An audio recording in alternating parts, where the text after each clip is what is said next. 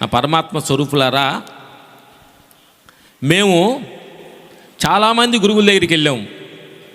పాట వచ్చింది, మీ ముందు పాట వచ్చింది.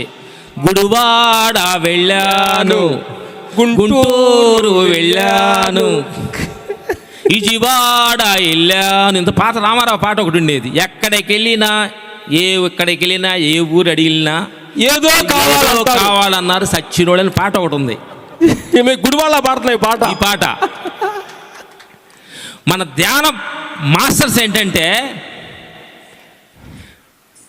ఎక్కడికో వెళ్ళాను, అక్కడక్కడే నేర్చుకుని ఏదో కావాలనుకుంటున్నాను, ఏ గురి దగ్గర ఏదో కావాలనుకుంటున్నాను, ఏదో కావాలన్నాను.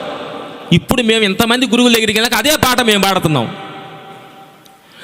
ఈషాపోను సద్గురువు దగ్గరికి వెళ్ళాము, భిక్షమింగుడి దగ్గర నేర్చుకున్నాము, పత్రిజి గారి దగ్గర చేశాము, ఇఫాసన అన్ని తిరిగాము.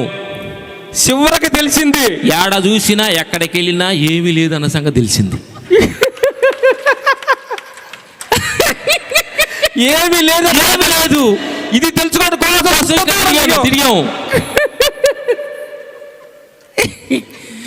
ఏదో ఉందనుకుంటే మీరందరూ కూడా చెబుతున్నాను, పొద్దుగులు జీవితకాలం నేర్చుకోవడం పని లేదా అని అంటాం. ఒక పిల్లోడు చదువు కొన్నాళ్ళు చదివితే ఉద్యోగం చేయాలి కదా. పొద్దుగులు ధ్యానం చేయట్లేదు మన పని అంటే చదువుకుంటూ ఉండాలి, విజయం ఉండాలా.